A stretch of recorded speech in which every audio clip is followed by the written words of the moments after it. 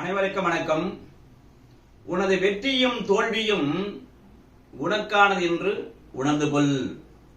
இதில் உலகத்தினுடைய பங்கு வேடிக்கை பார்ப்பதும் கேலி செய்வது மட்டுமே என்று கூறி இன்றைய வகுப்பில் இந்திய அரசியலமைப்பு சட்டம் 1950 கோல்டன் ட்ரையாங்கல் மாதிரி மூன்றாக 6 ஆர்டிகளை பற்றி பார்க்க போகிறோம்.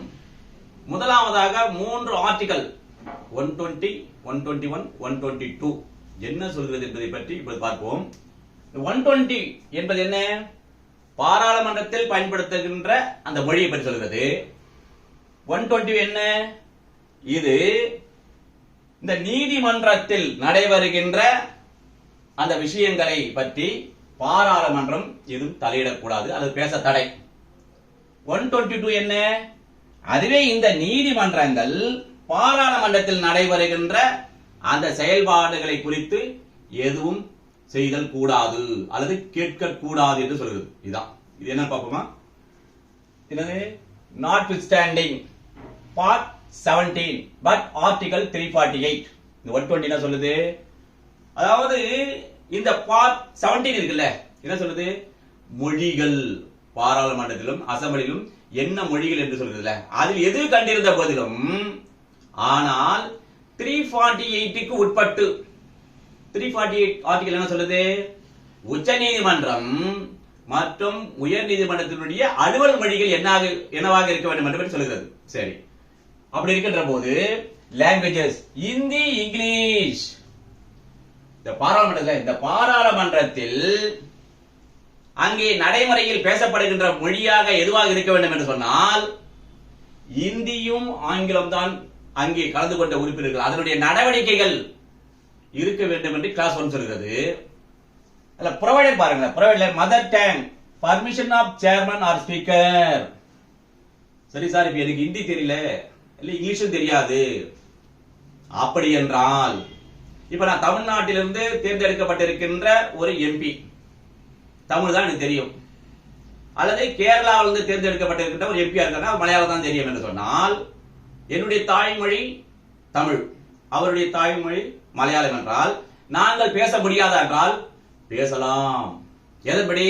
இந்த புறவையில் சொல்லப்பட்டுள்ளவாறு இந்த பாராளுமன்றத்தில் மக்களவையினுடைய தலைவர், இந்த மாநில அவைகளுடைய அவைத்தலைவர் இவர்களுடைய உத்தரவின் பேரில் அல்லது அனுமதியின் பேரில் இவர்களுக்கு நான் சொல்றேன், ஐயா என்னால் ஆங்கிலத்திலும் அல்லது இந்தியிலோ சரளமாக என்னுடைய கருத்துக்களை, நான் சொல்ல விரும்புகின்ற கருத்தை நான் வெளிப்படுத்த முடியாது என்று நான் கேட்கின்ற போது இந்த 2 அவைகளுடைய தலைவர், அவைத்தலைவர் அவர்கள் அனுமதித்தால் என்னுடைய தாய்மொழியான தமிழிலேயே நான் என்ன பண்ணலாம்? இந்த பாராளுமன்றத்தில் அல்லது ராஜ்யசபாவில் நான் பேசலாம்.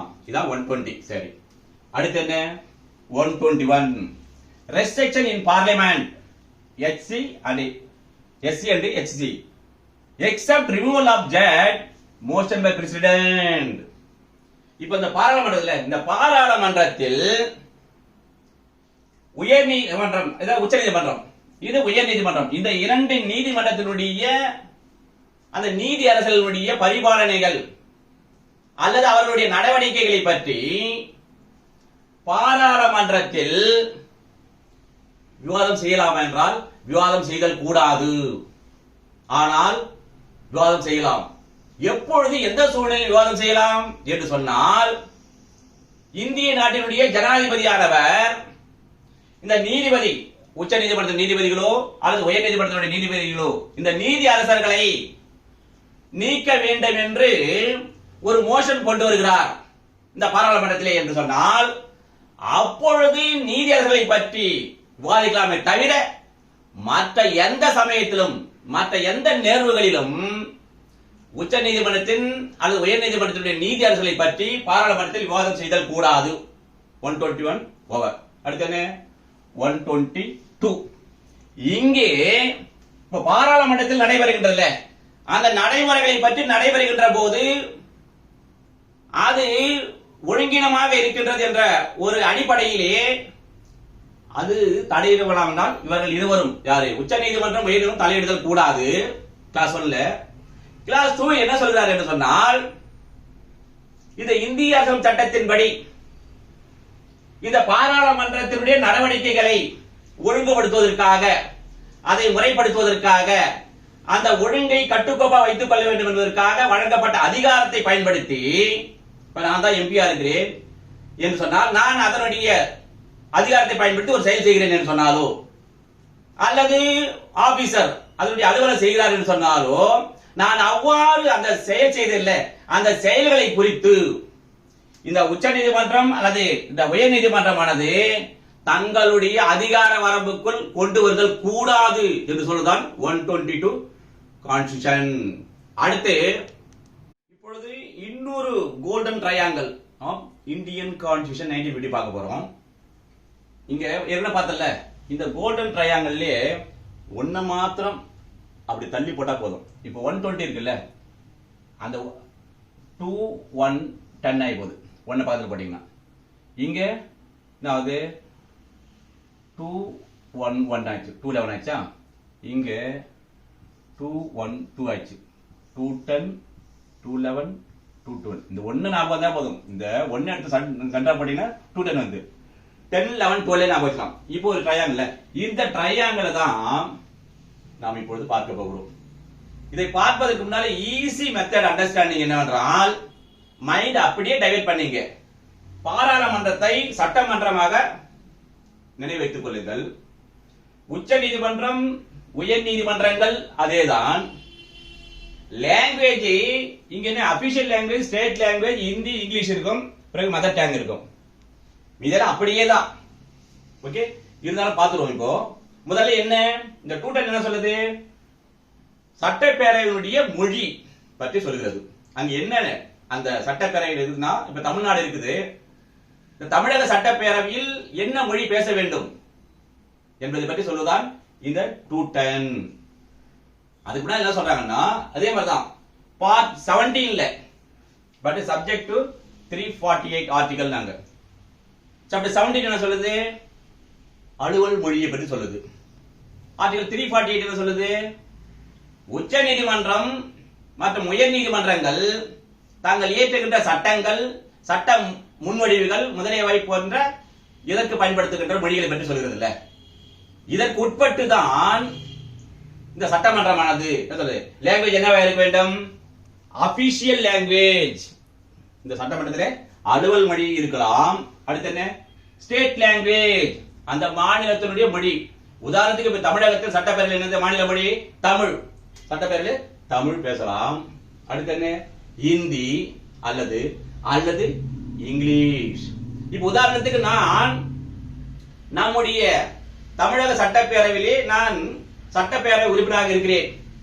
இங்க சொல்லப்பட்டிருக்கின்ற 210 ஆர்டிகல் சொல்லப்பட்டுள்ள எந்த மொழியும் எனக்கு தெளிவாக என்னுடைய கருத்துக்களை இந்த சட்டமன்றத்தில் என் கருத்தை தெளிவாக எடுத்துரைக்க முடியாத நிலை இருக்கின்ற போது, ஏன்னா இது 4 லாங்குவேஜ் தெரியாது, என்னுடைய மதர் டங்கே வேற, என்னுடைய தாய்மொழியே வேற.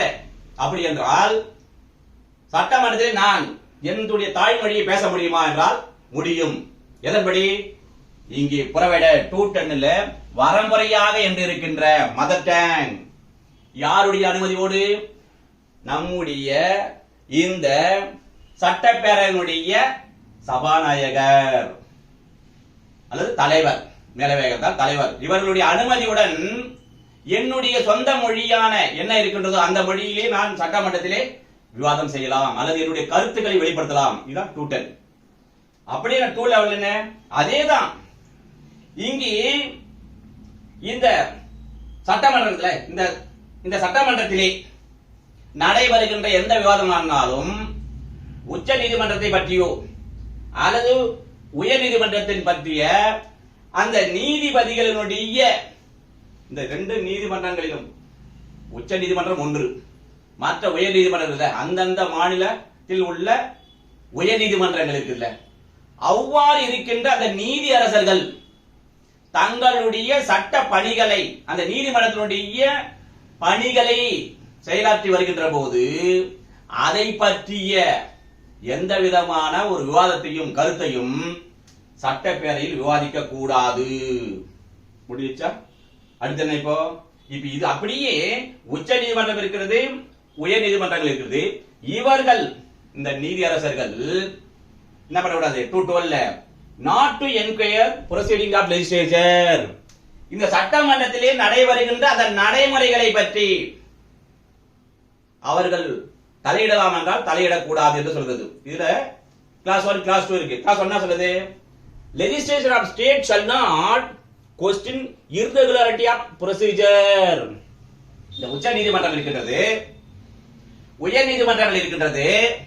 அவர்கள் இந்த சட்டப்பேரவையில் நடைபெற்ற அந்த நடைமுறையானது ஒழுங்கீனமானது என்ற காரணத்தை காட்டி இது செல்லாது என்று நீதிமன்றத்தில் விவாதம் செய்யலாம் என்றால் செய்யக்கூடாது. கிளாஸ் 2 என்ன சொல்லுது? No officer or MLA power vested constitution.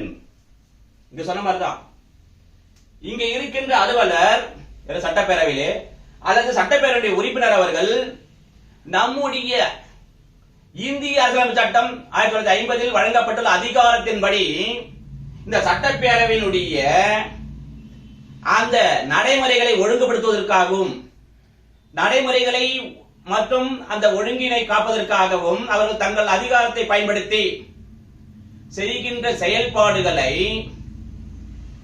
இந்த நீதிமன்றமானது தங்களுடைய அதிகார வரம்புக்குள் கொண்டு வந்து அவர்களை கேள்வி கேட்க கூடாது என்று சொல்கிறது.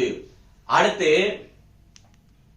இவ்வாறாக நீங்களும் படிக்கின்ற போது, ஏன்னா இப்ப பிலிம்ஸ் எக்ஸாமுக்கு நீங்க தயாராகி கொண்டிருக்கிறீர்கள், எல்லா சட்டங்களிலும் இவ்வாறு ட்ரையாங்கல், கோல்டன் ட்ரையாங்கல் நிறைய இருக்கு. IPC, CrPC, evidence act, constitution, அது மாதிரி எல்லாவற்றையும் இவ்வாறு படிக்கின்ற போது என்ன பயன் என்றால், நம் மனதில் அந்த 3 அது 6 நம் நினைவில் அப்படியே இருக்கும். எக்ஸாமுக்கு இது மிகவும் பயனுள்ளதாக அமையும். இப்போ வழக்கம் போல் இதற்கான கேள்வி என்னவென்றால், which among the following is official language in India? கீழே கொடுக்கப்பட்டுள்ள இந்த மொழிகளில் இந்தியாவினுடைய அலுவல் மொழி எது? 4 ஆப்ஷன் இருக்குது. பிலிம்ஸ் எக்ஸாம் மாதிரியே இதை நீங்க இப்போ முதல்ல எலிமினேஷன் ரவுண்டு, பிறகு nearing answer and exact answer பாக்குறீங்க, பிறகு எக்ஸாக்ட் ஆன்சர் டிக் பண்றீங்க. இப்போ ஆப்ஷன் சொல்றேன். ஏ இந்தி, பி ல English, C Sanskrit, D A and C. That means Hindi, Sanskrit. What is the answer? என்று சொன்னால் D is the answer. Hindi, Sanskrit is official language in India. English official language கிடையாது. இவ்வாறாக நீங்களும் ஒவ்வொரு சட்டப்பிரிவுகளை படிக்கின்ற போது கேள்வி பதிலாக நீங்களே தயார் செய்து பல கேள்விகளை உருவாக்கி தொடர்ந்து பயிற்சி செய்து முயற்சி செய்து வந்தால் வெற்றி நிச்சயம் என்று கூறி அடுத்த சந்திப்போம். நன்றி, வணக்கம்.